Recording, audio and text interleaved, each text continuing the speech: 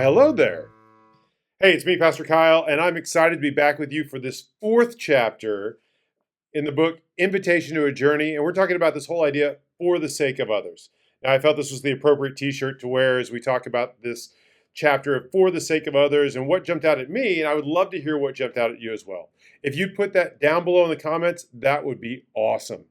Hey, before I talk about what jumped out at me in this chapter, I do want to remind you on Monday, November 1st, we're actually going to meet on Zoom collectively, and there's two chances to meet with us. The first time is at 9:30 a.m., and the second time is 7 p.m.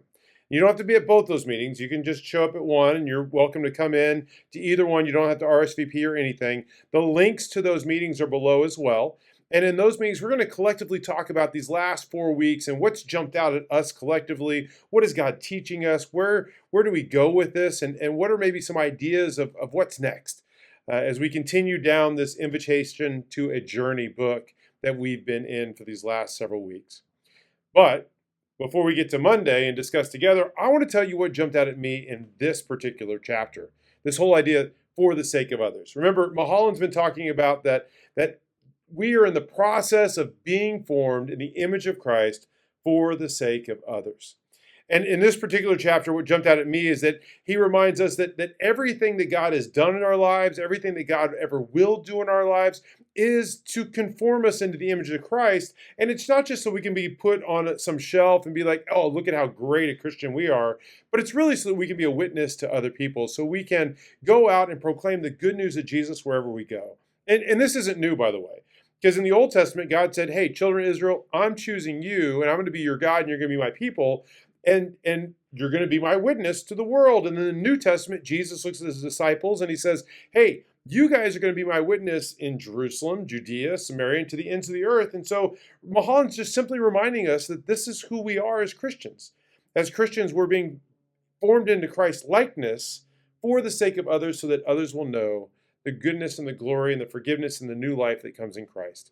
You see, love for neighbor, Mulholland says, and jumped out at me, is the essence of life, right? We respond to the grace that's been given to us by giving grace to others, by loving others, by walking with others. And as Mulholland talked about in his book, every relationship has the potential of becoming a place of a transforming encounter with God.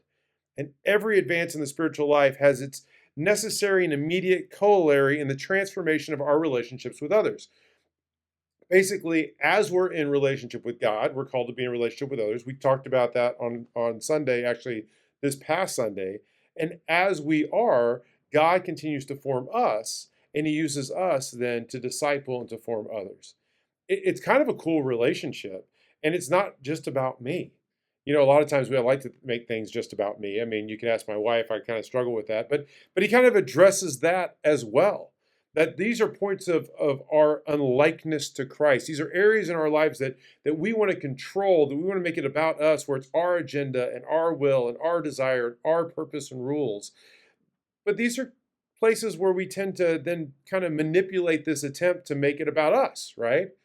And really what he continues to remind us as part of this process is laying that at the foot of Jesus as well.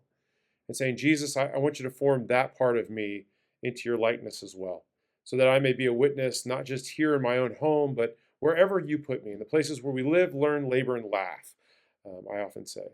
So those are some of the things that jumped out at me in this past week. I would love to hear what jumped out at you. Have a great week.